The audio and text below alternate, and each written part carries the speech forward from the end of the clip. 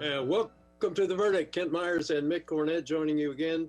And by the way, this is the last show that we will air before Christmas, so Merry Christmas, Mick. What a year it has been, and Merry Christmas to you. 2020 is a year we're never going to forget. Oh, we can sure enjoy the Merry Christmas season, however. Yes. Mick, today, when we get to our guest here in a couple of minutes, his name is David Morgan. David is the great-grandson of Dick Thompson Morgan, an Oklahoma pioneer. And he is a gentleman that I think all of our viewers with any historical bent at all will really appreciate hearing about from his great-grandson. We found out about Dick Thompson Morgan when Eddie Jackson mentioned him in the show that we did with Eddie several months ago. In any event, I think it'll be a good show, and I'm looking forward to it. Yeah, we'll have some Oklahoma history lessons today. Look forward to seeing David again, too. All right, so folks, stand by. We'll be back in a couple of minutes. You're watching The Verdict.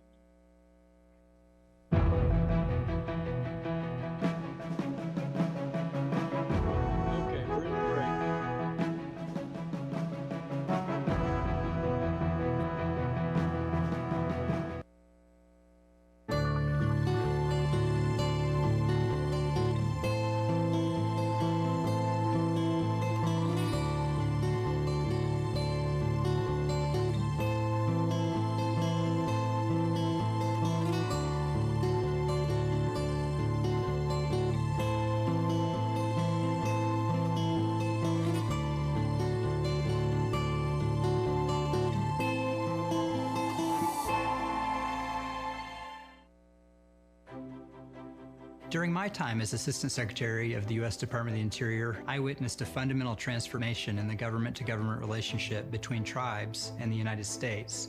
It has really been a special time when a lot of past disputes have been addressed. What I hope is that history has turned a corner with Indian tribes.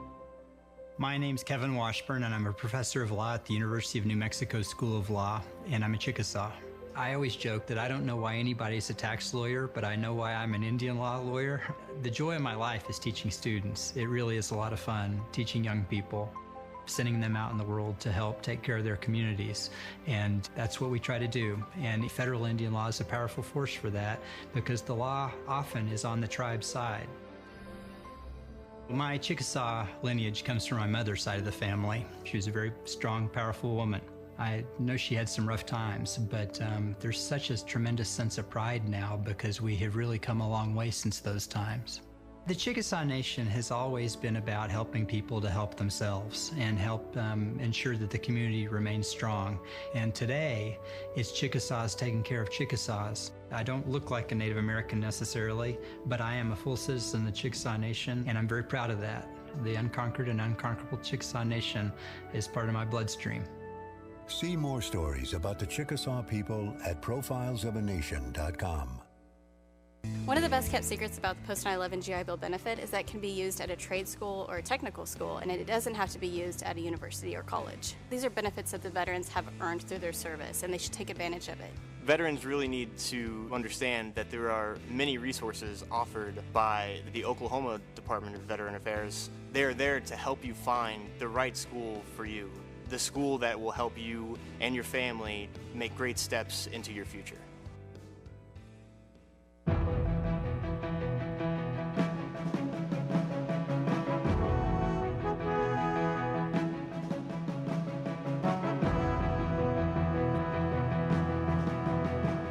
Welcome back to The Verdict. Kent Meyers and Mick Cornett joining you again with our guest, Dick Morgan. David Morgan, I'm sorry, I got him mixed up with his grandfather. David Morgan is an attorney, retired. He did his undergraduate work at the University of Oklahoma, got his law degree at the University of Denver, practiced privately for many years in Oklahoma City, and for 18 years was general counsel of MidFirst Bank and retired from that position a couple of years ago. David is here today to talk about his great-grandfather, a person of great historical interest and influence in early Oklahoma. So, David, sure glad to have you. Thanks for joining us. Well, I'm very happy to be here. I really appreciate the time you've given me this morning. Well, David, tell us about your great-grandfather. Well, Mick, he was one of the pioneers in Oklahoma Territory. He came to Guthrie on April 22nd, 1889, and you all know that story as well as I do. They had 50,000 land seekers that came on that first run, and of course 10,000 wound up in Oklahoma City, and another 10,000 in Guthrie. But one of the funny stories about Guthrie was there was a U.S. Land Office was there. So there were 214 attorneys who settled in Guthrie that first month. If you can imagine that.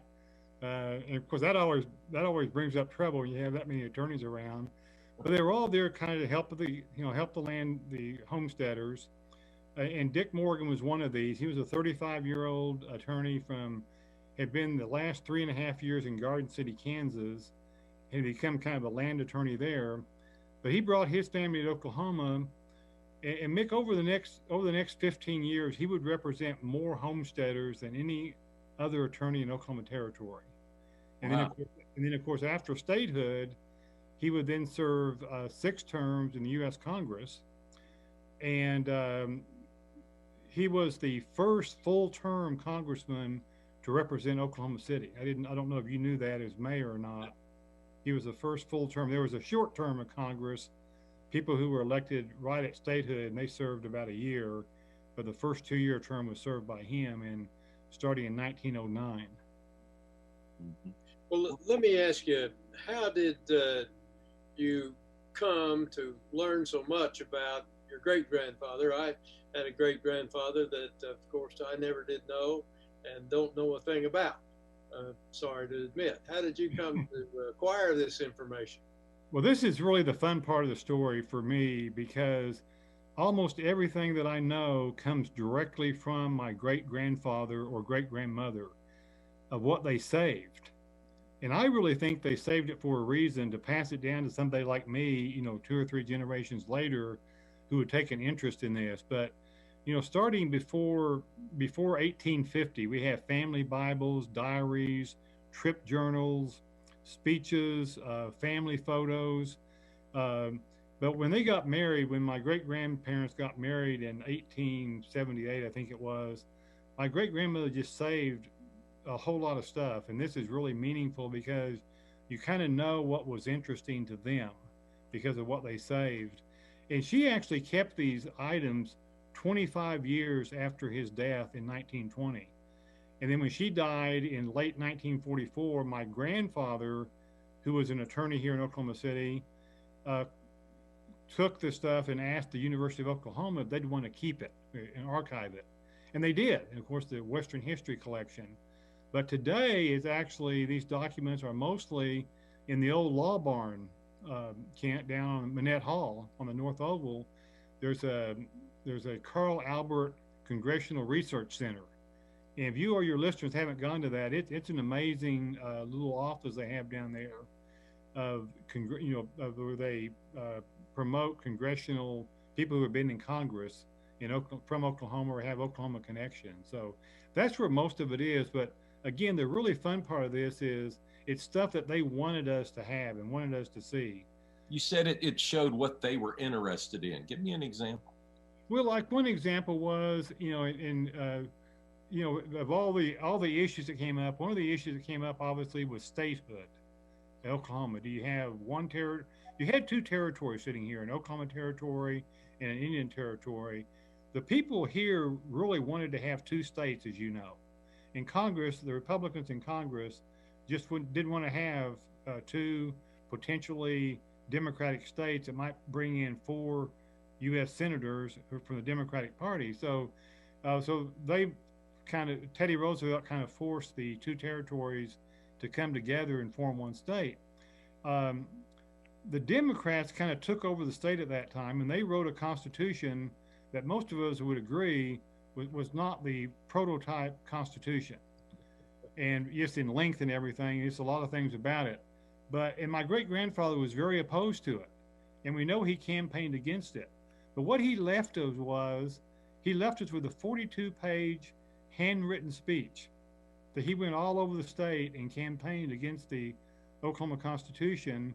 And so we know exactly what his reasons were of why he opposed it. We don't have to kind of guess, well, it might have been because of this issue. He went through every aspect of that Constitution and told you exactly what he thought of it. Because, you know, back then, Mick, there weren't the 15-second sound bites, political commercials. Mm-hmm. These speeches would go on for a couple hours.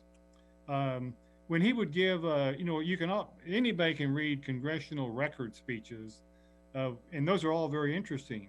But I'll tell you, it's a lot more interesting when you see his handwritten speech that he then delivered in Congress.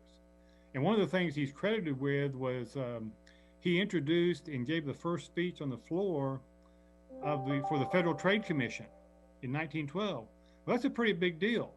But we not only have his speech, we also have his handwritten notes that they saved and passed down to us. We know exactly what he was thinking, kind of line by line, before he gave his speech. So he was against the populism movement. Is that your perception? No, he was definitely for populism and progressivism. He was in the progressive wing of the Republican Party. I see. You know, there was a conservative wing, which they called the Stand Patters, and then there was a progressive wing, which is kind of, you know, the 19 teens. We've kind of jumped to his congressional stuff here. The 19 teens were a very progressive period of time with the income tax amendment, the direct election of senators, labor laws, Federal Trade Commission, again, which he is credited with giving the first speech on the floor of the House for, Federal Reserve Act, the Farm Credit Bill, just a whole lot of progressive legislation. He was definitely, even though he was Republican, you know, not a Democrat, he was definitely for all that progressive legislation at the time. Well, I think, David, we need to jump to a break here. What you're saying is very interesting, and I've got 2 or 3 questions at least when we come back. But folks, we're visiting with David Morgan, talking about his great-grandfather, a pioneer Oklahoman, Dick Thompson Morgan. You're watching The Verdict, and we'll be right back.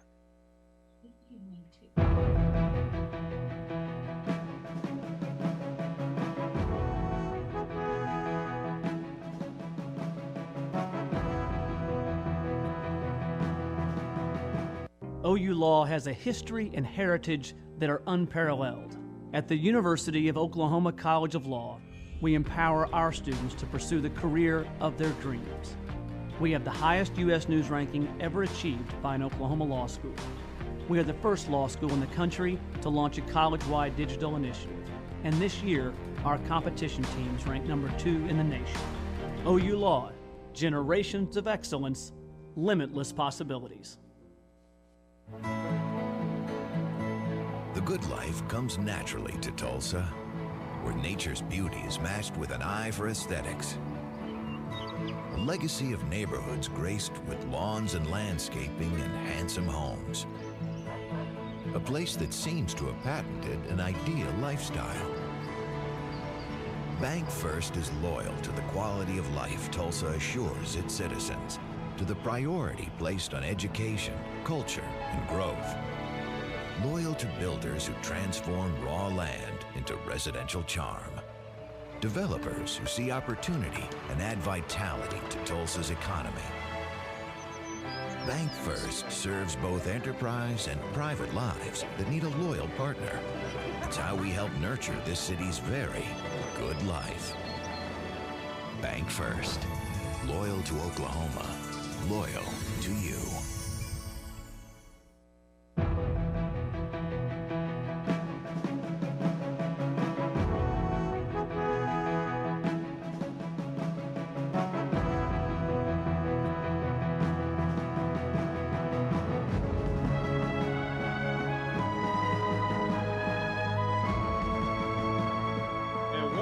To The Verdict, Kent Meyers and Mick Cornett, with David Morgan, our guest today, talking about his grandfather, Dick Thompson Morgan.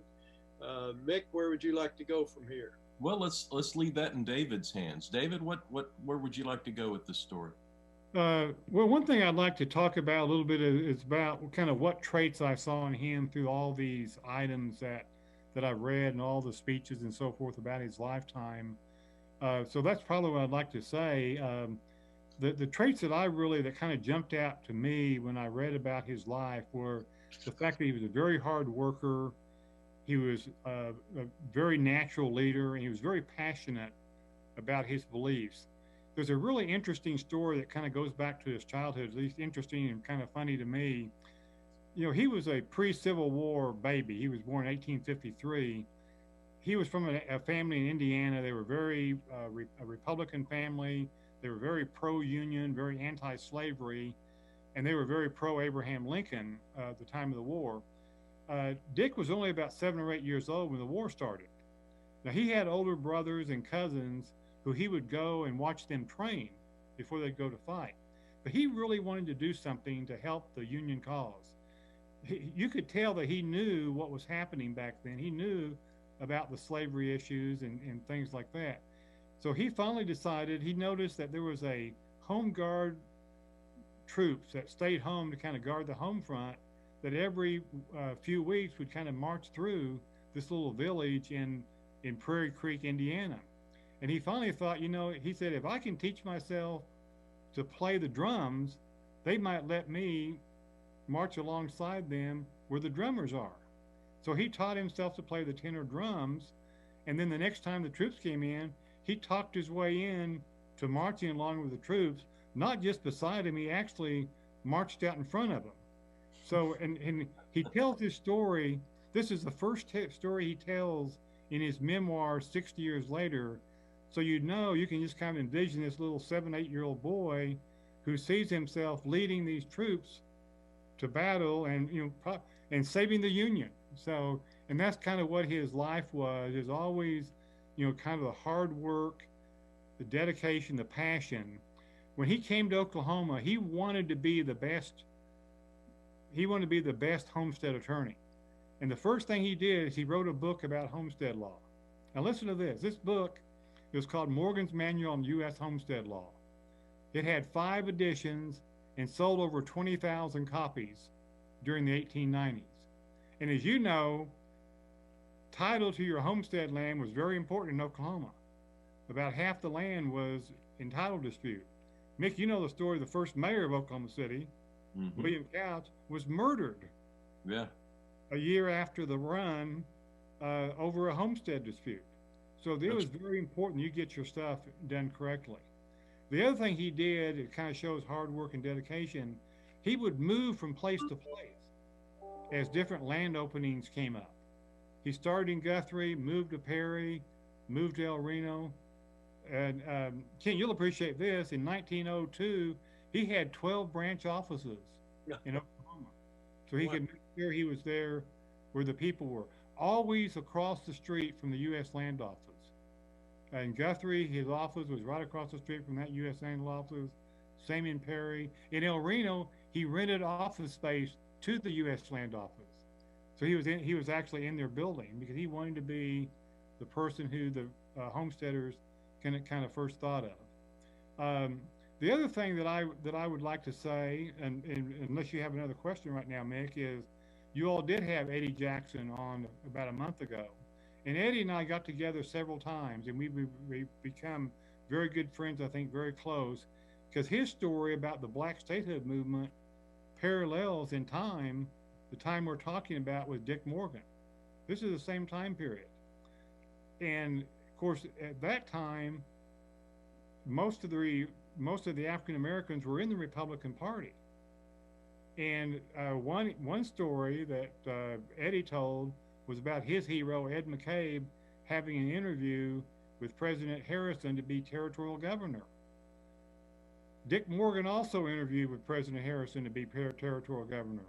They might have been there the same week or the same day. We don't know. We're going to have to kind of do some research. But isn't that interesting that these two stories have come to your show just in the last 6 weeks, both with kind of these parallel stories about these Oklahoma territorial days. And on race issues, I'm very proud of what my grandfather did on race issues. one of the reasons is you will see when you read his opposition to the Oklahoma Constitution is he thought it was unfair and did not give everybody equal political rights regardless of race, creed, or color. He says that in black and white. The next year, as we know, one of the most egregious laws Oklahoma ever passed was the Grandfather Clause Amendment, which really took voting rights away from African Americans and blacks in Oklahoma. My great-grandfather had a 9-page speech that I'll send to you, Hank, opposing the Grandfather Clause Amendment. And so he was on the right side of those kinds of issues. And whether you call him populism or progressivism, he was certainly on the right side of issues like child labor, injunctions against labor unions, which he was opposed to, and things like that. He seemed to be on the right side of a lot of issues. You might have thought he was on the wrong side of prohibition. He was a staunch prohibitionist. I mean, so if you, I don't know, we got rid of that in the Morgan family somewhere along the line. We would not be in favor of prohibition today, but most of the issues that come up today, it's kind of funny. One of the things I think is, I wonder how my great-grandfather would have thought about the issues that are going on today, like gerrymandering and voting. We're still fighting the voting rights issue, and we're fighting the things like the divisiveness, people not working across the aisle. But the other thing I want to make sure I told you also today was one of his legacies is he only had one child. My grandfather, Porter Morgan, who was an attorney here, but 9 of Dick's descendants became members of the Oklahoma Bar Association, including myself and 2 of my brothers, but also currently, you all may Ken, you may know him, Judge Ken Stoner, who's a drug court judge right now. His name is Ken Morgan Stoner, and he's a great grandchild of Dick T. Morgan. And then his wife, Barbara, is a federal law clerk for Judge Bernard Jones. So we're still, very active. Another 5 attorneys are members of the Texas Bar Association. So that's part of his legacy, is just passing on, other attorneys. It's fascinating, and you're fortunate, you and your family, to have such great documentation and personal accounts of what those days were like. They are absolutely priceless. Let me ask you a question. Your great-grandfather was elected to Congress 6 times, I think. Yes. And he was a staunch Republican in a heavily Democratic state of Oklahoma. He must have had an ability to work across the aisle and to get along with folks of a different political persuasion in order to accomplish that feat. We just have about 1 minute left. I'll tell you. Go ahead. Well, one of the things that the Carl Albert Research Center has told me is one of the reasons why they like his collection so much, obviously because of the age of it. But the archivist down there now, the chief archivist, has told me that he's just read hundreds of letters and speeches and things that Dick was involved in. He never heard him never read a bad word about anybody. He never said a bad word about anybody. And the archivist says that's just amazing when you look at these political issues. And you're right, he was a very staunch partisan Republican, but he also had many, many friends who were in the Democratic Party. And he had to fight for his elections. All were very close, razor thin, where just a few hundred votes would have changed the outcome and send him home instead of going to Congress. So he certainly had to fight those issues in every one of his elections. What? Sorry, I got the signal. David, thank you very much for joining us. We're going to need to take a break, and when we come back, Mick and I will close the show. David, thanks so much for being with us. Well, thanks for having me. Mick, good to see you again. Good to see you too. Okay. And you're watching The Verdict. Thank you.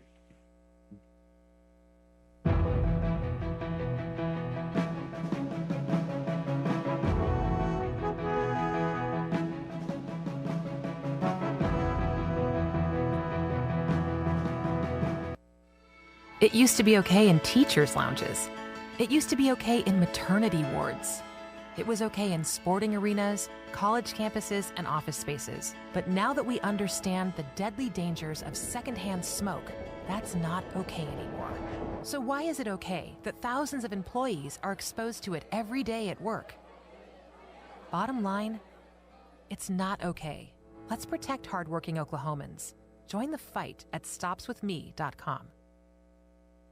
All children deserve a life of hope and love. But sometimes they experience a life of pain, neglect, and abuse.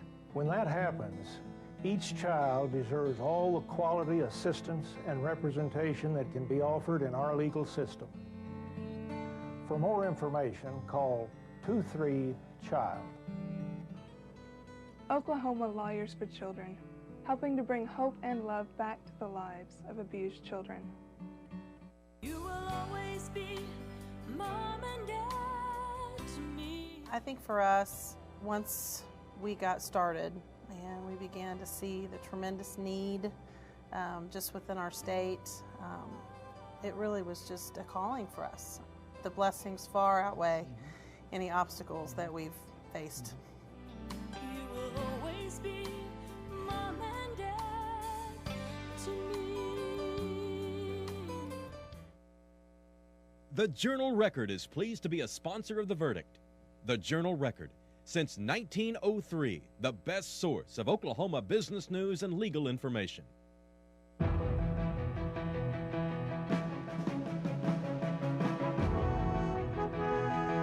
Welcome back to The Verdict with Kent Meyers and Mick Cornett. We had a very interesting show with David Morgan talking about his great-grandfather, Dick Morgan, pioneer in Oklahoma. Gave us an awful lot of good information. Mick, why don't you give us your thoughts and just close the show out? Well, people can look at the digitized copies of everything David talked about at the Carl Albert Congressional Research Center. It's on the North Oval in Norman on the university campus, but you can get it online, find it in the typical ways. It's fascinating. Well, Merry Christmas to you. And we will see you next week. You've been watching The Verdict.